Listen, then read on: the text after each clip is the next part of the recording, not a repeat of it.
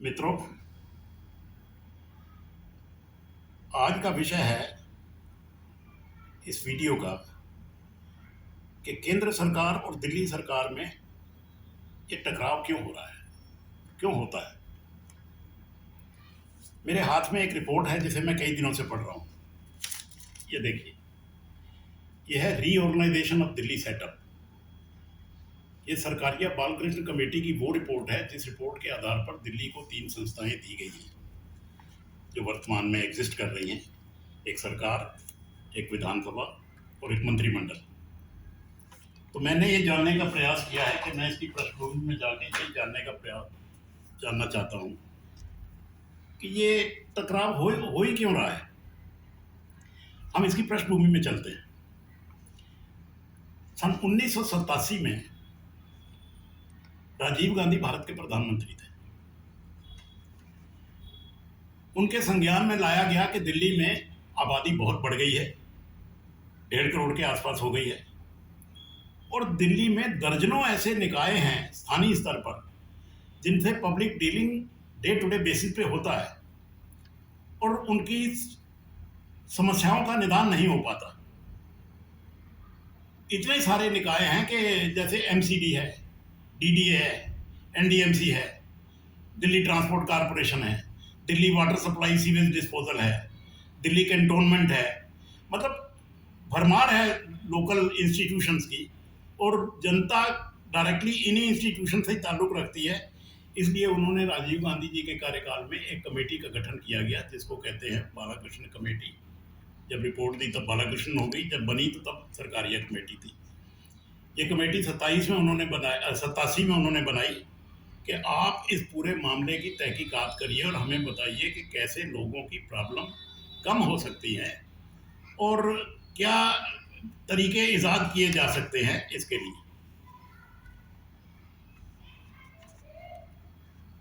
अब मैं इस कमेटी के बारे में आपको बताना चाहता हूं क्योंकि मैंने इसका अध्ययन कर लिया है। मुझे इस कमेटी की रिपोर्ट में कुछ खामियां, कुछ खूबियां भी,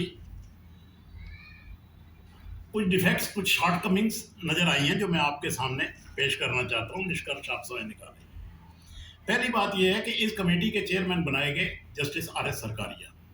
वो सुप्रीम कोर्ट के जज थे और बहुत काबिल जजों में उनकी गिनती होती थी। उनकी एक रिपोर्ट है सेंट्रल स्टेट रिलेशन पर, उनकी रिपोर्ट है ऑफिस ऑफ द गवर्नर पर, जो बड़ी लैंडमार्क रिपोर्ट है।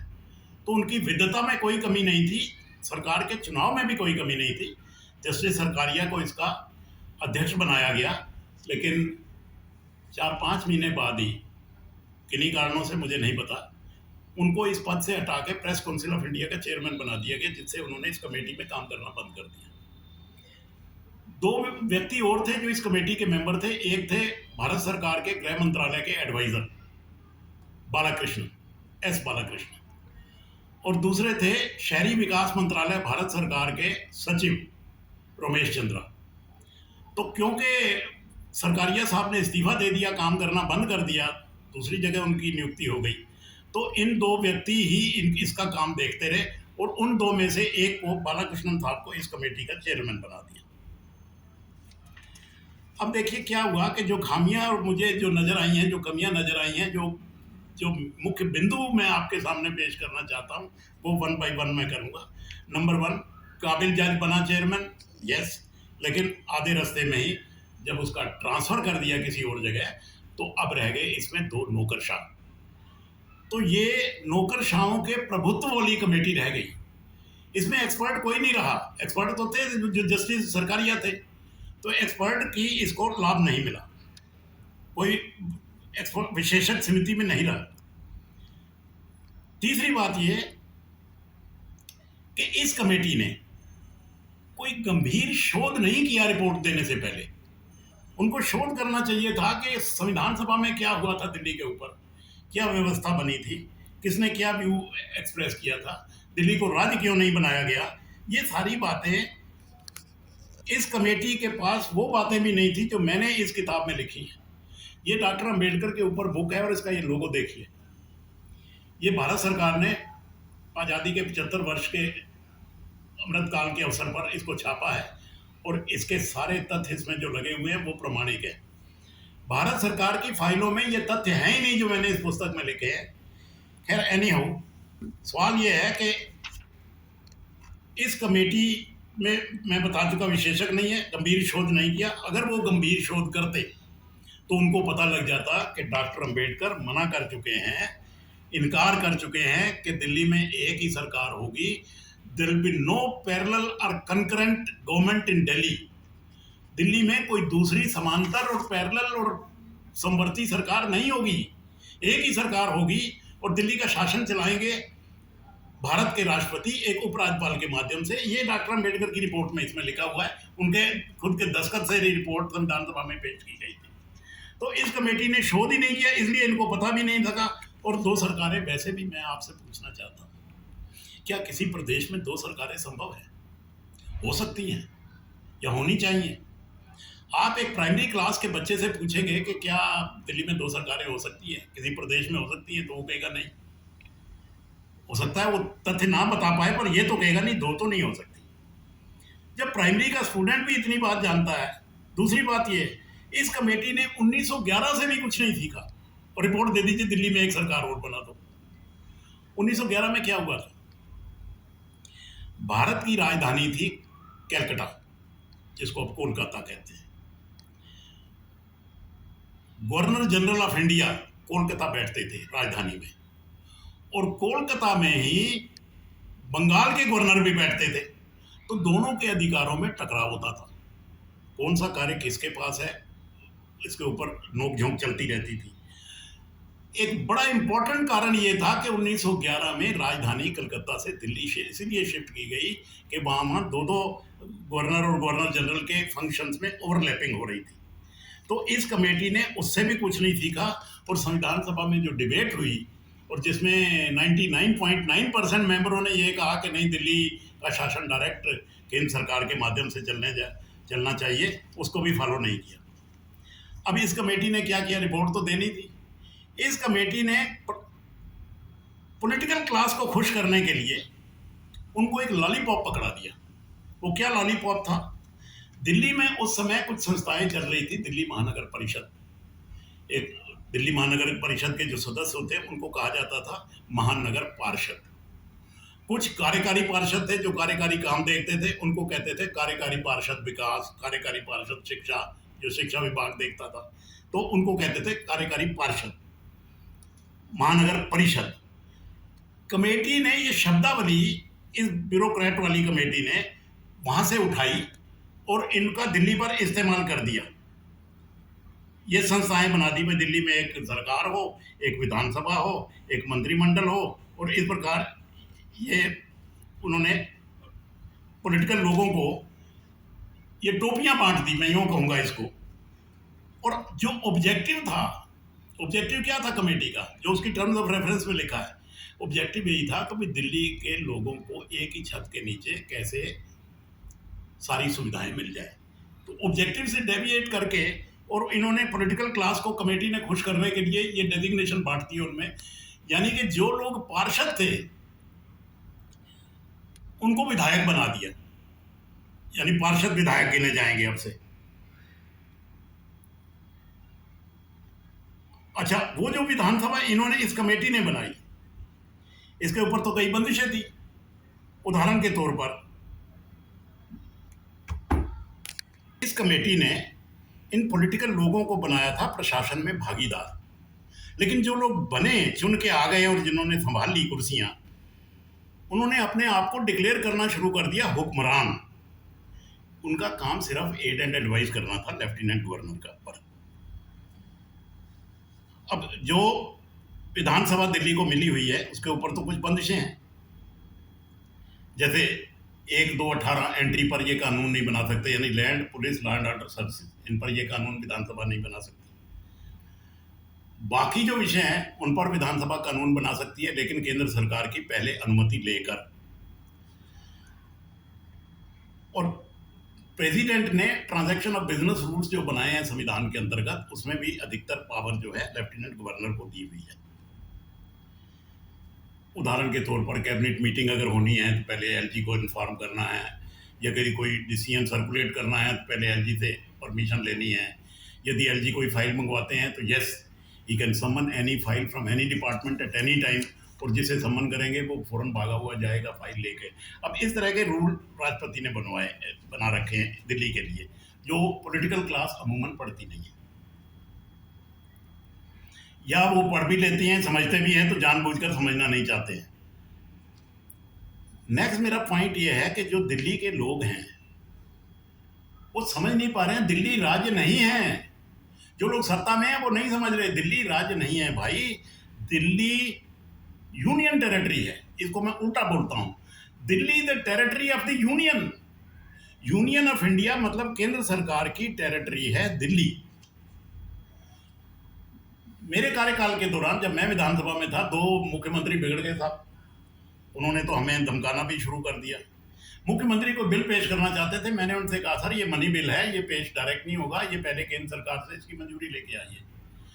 वो उन्होंने अपने तेवर बेवर दिखाए, तो मैंने कहा था मैं तो संविधान के हिसाब से चलूंगा, संविधान में ये लिखा है कि कोई भी ऐसा बिल, कोई ऐसा विधेयक जिसके पास होने के बाद दिल्ली सरकार को अतिरिक्त धन चाहिए कंसोलिडेटेड फंड ऑफ दिल्ली से, अर्थात दिल्ली के खजाने से उनको और पैसा चाहिए उस बिल में के प्रावधानों को लागू करने के लिए, तो ऐसे बिल की पहले आवश्यक सरकार की, केंद्र सरकार की मंजूरी आवश्यक है।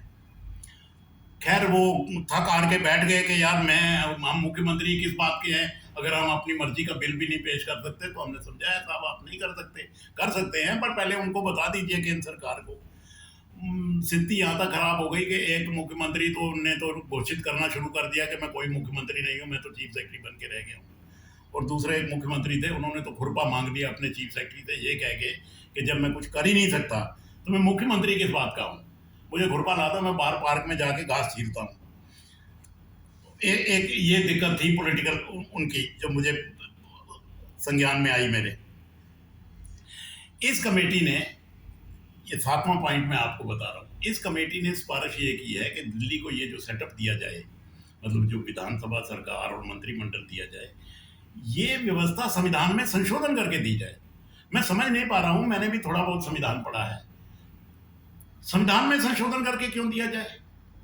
ऑर्डिनरी पार्लियामेंट के कानून से क्यों नहीं दिया जा सकता? क्या जो government of national capital territory of Delhi act है, यानी राष्ट्रीय राजधानी क्षेत्र शासन अधिनियम, जो संसद ने भी पारित किया है, अभी बदलाव भी किया है, उसको बदलाव करके संसद ने ये भी कहा है कि गवर्नमेंट मीन्स एलजी, वो तो सिंपल मेजॉरिटी से पास हुआ, उसमें तो संविधान वाला अमेंडमेंट बिल आए ही नहीं। तो फिर इस कमेटी ने ये क्यों कहा कि ये व्यवस्था दिल्ली को संविधान में डाल के दी जाए? एक डिफेक्ट और है इसमें, जो मुझे नोटिस किया मैंने, कि कमेटी ने रिपोर्ट दी तो सबसे पहले क्या होना चाहिए था कि ये रिपोर्ट केंद्र सरकार को अपने लॉ डिपार्टमेंट से या संविधान के एक्सपर्ट से स्क्रूटनाइज जांच करवानी चाहिए थी कि इसमें जो रिकमेंड किया है क्या हम इम्प्लीमेंट कर दें क्या इस आधार पर। ना तो जांच हुई जब कमेटी ने रिपोर्ट दी, ना जांच तब हुई जब इस रिपोर्ट के आधार पर संविधान संशोधन बिल लाया गया। तो एक इसमें मुझे डिफेक्ट ये लगा। अच्छा, दूसरी बात देखिए, भ्रम और भ्रांतियां फैला दी विधायकों ने, क्योंकि नॉमेनक्लेचर बदल गया था, मुख्यमंत्री, मंत्री, विधानसभा, विधायक। अब इस तरह की जब शब्दावली प्रयोग हुई तो, हालांकि यह रोचक बात है, बहुत से विधायकों ने अपनी गाड़ी के ऊपर लाल बत्ती लगा दी कि हम विधायक हैं, और लाल बत्ती विधानसभा तो देती नहीं थी, ना सरकार देती थी, सिर्फ मंत्रियों को देती थी। तो वो शायद करोल बाग या कहीं जाते थे और वहां से अपनी लाल बत्ती गाड़ी में लगवा लेते थे। इसी तरह उन्होंने स्पीकर पर दबाव बनाया कि सारे अफसरों से कहो कि हमें जो प्रथम पंक्ति है सरकारी फंक्शनों में, प्रथम पंक्ति में एमएलए बैठने चाहिए। तो वो भी हमने आदेश जारी करवा दिया कि ठीक है भाई, एमएलए की सीट फर्स्ट रो में होनी चाहिए। ये भी आदेश जारी कर दिया कि एमएलए अगर किसी को फ़ोन करेगा तो वो सरकारी अफसर दोबारा पलट कर फ़ोन करेगा कि साहब आपने फ़ोन किया था, हुक्म करिए क्या आपकी है। तो इस तरह के, और जब मिलने जाएगा अगर किसी अधिकारी से कोई विधायक, तो अधिकारी उसको खड़ा होकर रिसीव करेगा, गेट तक छोड़ के आएगा, जलपान पूछेगा, पूछना है तो अब जो कानून बने हुए हैं उसमें तो ये लिखा हुआ है कि एलजी सरकार है, राष्ट्रीय राजधानी क्षेत्र अधिनियम में लिखा है एलजी सरकार है। दिल्ली सरकार जो बिल पास करती है उसमें डेफिनेशन क्लास में लिखा हुआ है गवर्नमेंट मीन्स एलजी। तो जब एक पार्टी बड़े भारी बहुमत से दिल्ली में सत्ता में आ गई तो उसने ये मानना बंद कर दिया कि नहीं वो कैसे, एलजी कैसे सरकार हो सकता है, सरकार तो हम हैं। भाई आप अगर 70 में से 70 सीटें भी बदल देंगे तो संविधान थोड़ा बदल जाएगा। संविधान में दिल्ली केंद्र शासित प्रदेश है, आपको सारी सीटें अगर विधानसभा में जीत जाए तो भी वो राज्य नहीं बन सकता, उसको वो शक्तियां नहीं मिल सकती क्योंकि आपने सीटें ज्यादा जीत ली हैं। तो एक ये टकराव की वजह थी। मीडिया से मुझे एक शिकायत ये है कि मीडिया शब्दावली पता नहीं कैसी प्रयोग करता है, आप खुद की रिसर्च करते नहीं, गैर संवैधानिक शब्दावली प्रयोग की जाती है अखबारों में, खासकर प्रिंट मीडिया में। केजरीवाल सरकार, अरे ऐसा कोई शब्द नहीं है संविधान में, आप बोलचाल की भाषा में बोल सकते हैं ऐसे, लेकिन ये कोई संवैधानिक शब्द तो नहीं है।